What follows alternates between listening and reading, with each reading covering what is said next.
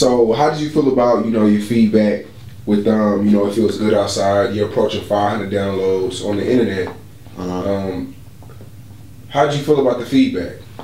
I mean, it was just cool, man. Like, the feedback was actually, it's crazy because, as an artist, when you put something out there and I worked on it for a little over a year, you always wonder what people are gonna think, even though you feel in your mind, it's dope, it's the best, it's gonna come out, but you're kind of curious, to see what people think. And everybody, the reception to it was really good. Like, everybody was like, yo, it's the best that's come out so far. Like, the production is crazy. Some of the best production the city has ever heard. Like, different. So I'm hearing this about multiple people. And then you have other artists come out and tell me like, yeah, you just set the bar. Like, you got the best shit. I told my shit. So it's like, dang. So I really everybody's like, it feels good. So it feels good outside. So if you can go back and do the mixtape over again from scratch, what change would you make? Just the recording process. There's a couple things in there, and I would have tried to chop some of the songs down. Cause I don't like really putting out bigger projects, but I couldn't really chop it down the way I wanted it to. So just the recording process too, and yeah, it's a recording process really. That's pretty much it. So after dropping It Feels Good Outside, what did you gain? I heard you had a few meetings and stuff like that. What really did you gain from dropping It Feels Good Outside? Well, I get a lot of overseas fans actually from the project. It's pretty crazy. In the city, I felt like I couldn't really get too much bigger in the city, but I did. All the non-believers are believers now. So I mean, because it's undeniable. Like, once you hear, you're like, niggas who didn't like me before, like, okay, this dude's good. So it's getting a lot of more fans. I've been approached by a couple of people on some other stuff I can't talk about, but it's pretty good. Yeah. April 19th, you were supposed to open up for one of your favorite artists, Currency, but then they told you no. What happened with that? I feel like when out-of-town promoters come to Dallas and do these shows, they don't really care about the culture, or they don't care enough to research, about the culture and the artist and who's doing what. So it's like, I don't know, man. That show, that company does things a little differently than other companies I've worked with in the past, and I was willing to do something I would never do ever, just because that's my favorite artist. I just wanted to say, yeah, I perform, but it wasn't really worth it in the long run. And then he just kind of had me on the waiting, like, well, I'm gonna let you know. And I personally just feel like you shouldn't have raw elements or no waiting list. Like, it should not be a question if I'm gonna do this or not, when you have other people on the bill who aren't. I just decided to not do it. He told me he would get back to me, but then I was like, nah. I just went on and announced that I wasn't doing it, type. So that's pretty much happened. Yeah.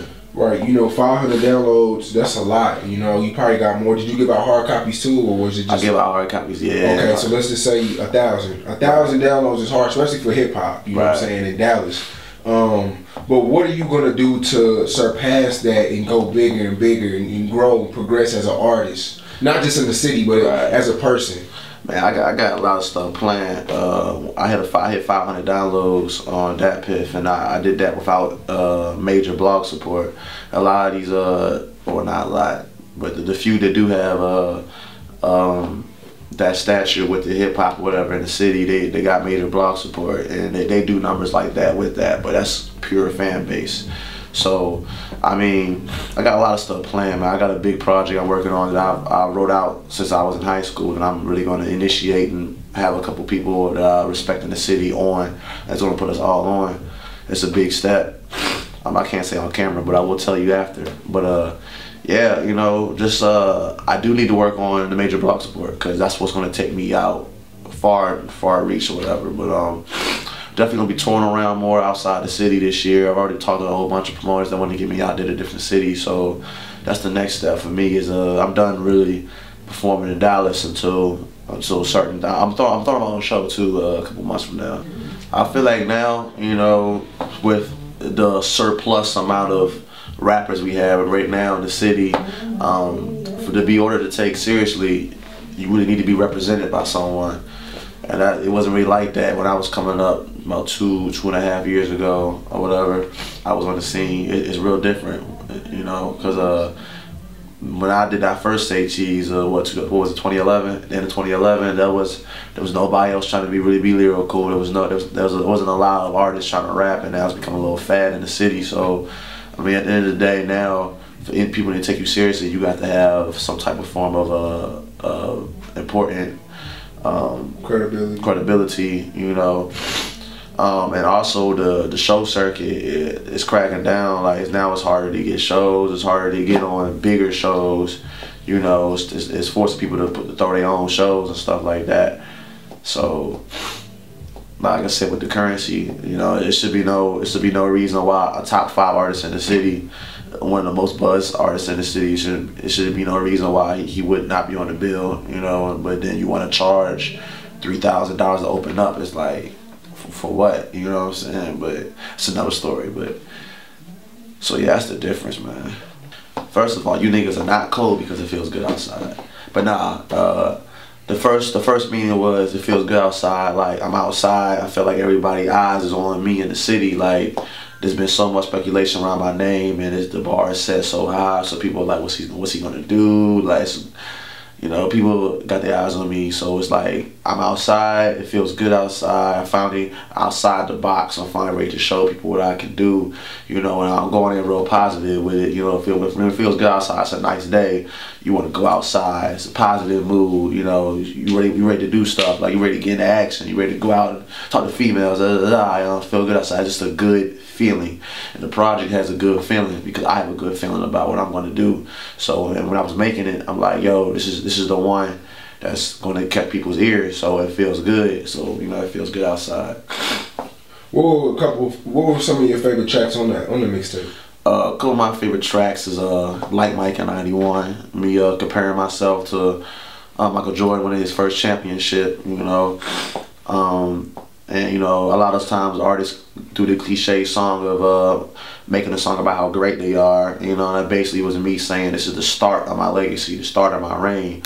So Like Mike in '91 was real dope because it's really just me going in lyrically, talking about writing it at home, you know, chasing after ones. I feel like Mike in '91, like type. So that track, the track I got Intersteez with my big homie Megazar, you know, that's a glorious track on there. Everybody said like the lyrical content is like beyond Dallas's time, you know. So I mean, to hear that from everybody is like, it's dope. Super Nintendo with Young Street, that's real dope. It's a dope track. I fucks with it.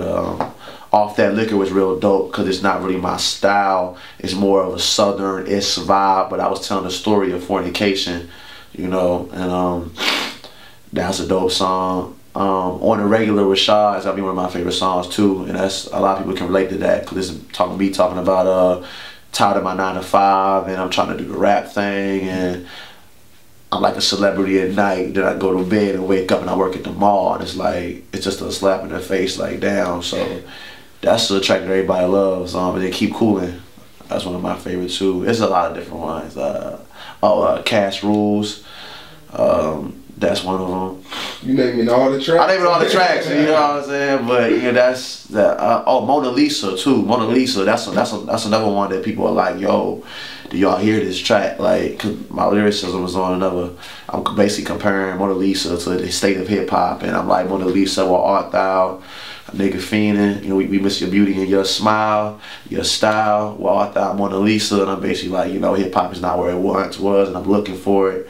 I'm just using Mona Lisa as a metaphor, and I'm lyrically telling you how better I am than a lot of these niggas, and how basically how my Mona Lisa compares to these other niggas' Mona Lisa. I got a better bitch, basically, you know. And then my Ryshawn Jones from Philadelphia comes in and he actually describes a woman, you know, and it's a dope song. So yeah.